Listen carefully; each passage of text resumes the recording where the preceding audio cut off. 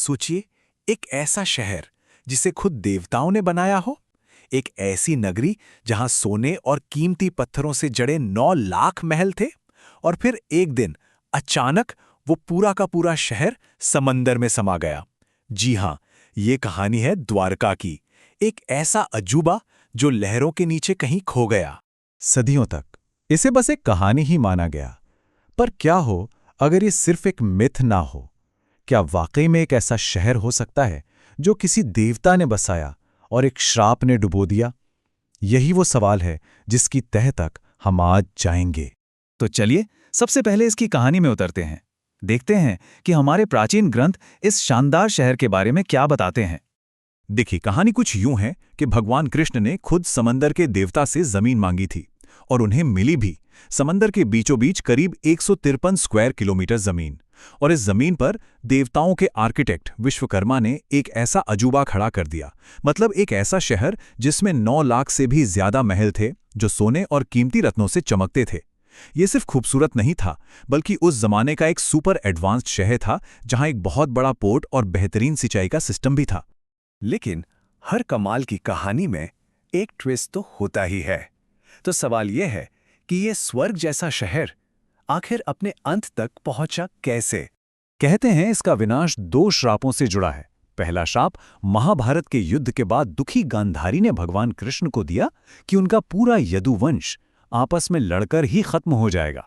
और दूसरा श्राप जब कृष्ण के बेटे ने कुछ महान ऋषियों का मजाक उड़ाया, तो उन्होंने श्राप दिया कि उसी के कारण एक ऐसा लोहे का मूसल पैदा होगा जो पूरे कुल का नाश कर देगा। और हुआ भी वही। घमंड में डूबे यदुओं ने एक दूसरे को ही मार डाला, और जैसे ही भगवान कृष्ण ने देह त्यागी, समंदर आगे बढ़ा और पूरी द्वारका नगरी को अपने अंदर समा लिया। अब हजारों साल तक ये सिर्फ एक कहानी बनकर रह गई, एक मिथक। लेकिन फिर कुछ आधुनिक खोजकर्ताओं ने इस खोए हुए सच की तलाश शुरू की। शुरुआत हुई कुछ कानाफूसी से। 1930 के आसपास पायलट और मछुआरे बताने लगे कि उन्हें समंदर के नीचे कुछ अजीब सीधी सीधी लाइनें और ढांचे दिखाई देते हैं। फिर 1963 में आर्कियोलॉजिस्ट को बेट द्वारका में पुराने जमाने के मिट्टी के बर्तन मिले। ये पहला पक्का सबूत था कि यहाँ कोई पुरानी बस्ती थी। और फिर मिला एक बहुत बड़ा सुराग, 6ठी सदी की एक तांबे की प्लेट, जिस पर साफ साफ लिखा था कि भगवान कृष्ण इसी इलाके में रहते थे। और यहीं एंट्री होती है इस कहानी के असली हीरो की, डॉक्टर S.R. राव, जिन्हें भारत में मरीन आर्कियोलॉजी का जनक माना जाता है। और उनकी सबसे खास बात जानते हैं क्या थी? उनका नजरिया। उन्होंने महाभारत और पुराणों को सिर्फ धार्मिक किताबें नहीं, बल्कि उन्हें ऐतिहासिक दस्तावेज माना, एक तरह से अतीत का नक्शा। तो आइए अब देखते हैं कि कैसे दशकों की वैज्ञानिक खोज ने एक मिथक को हकीकत में बदल कर रख दिया। इसकी ऑफिशियल खोज शुरू हुई 1979 में डॉक्टर राव की लीडरशिप में। फिर 80 और 90 के दशक में उनकी टीम ने एक के बाद एक पूरे 12 अभियान चलाए और पहली बड़ी खोजें की। 2000 के दशक में तो हाईटेक सोनार जैसी टेक्नोलॉजी आ गई, जिसने समंदर के नीचे का पूरा नक्शा ही बना दिया। तब जाकर इस डूबे हुए शहर का असली साइज पता चला। और हाल ही में 2024 में जब भारत के प्रधानमंत्री ने खुद वहां डाइव लगाई, तो इस जगह पर पूरी दुनिया की नजर आ गई।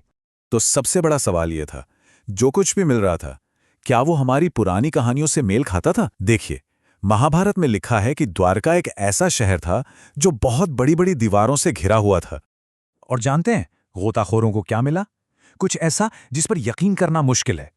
पानी में 30 मीटर नीचे 560 मीटर लंबी एक पत्थर की दीवार, बिल्कुल वैसी ही जैसा ग्रंथों में बताया गया है।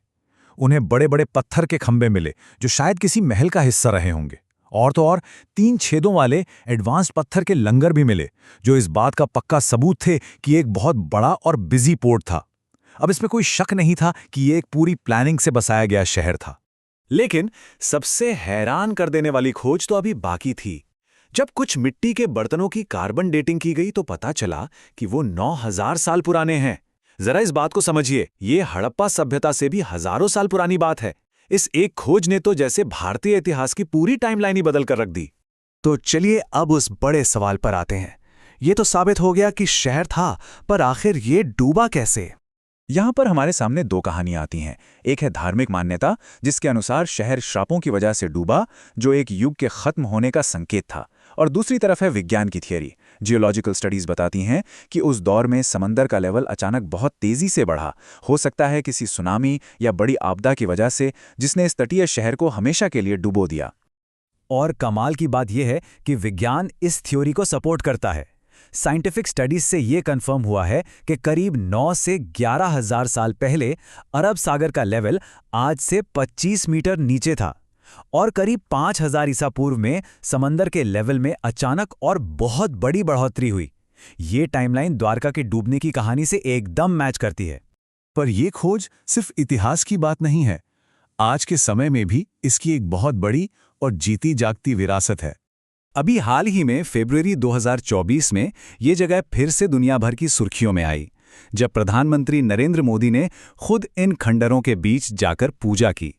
ये सिर्फ एक राजनीतिक दौरा नहीं था, ये एक बहुत बड़ा प्रतीक था। इस बात का प्रतीक कि भारत अपने इतिहास और अपनी आध्यात्मिकता दोनों को एक साथ अपना रहा है, जहां आस्था और विज्ञान मिलकर एक नई कहानी कह रहे हैं। तो आखिर में द्वारका क्या है? ये सिर्फ पानी के नीचे दबे कुछ पत्थर नहीं है।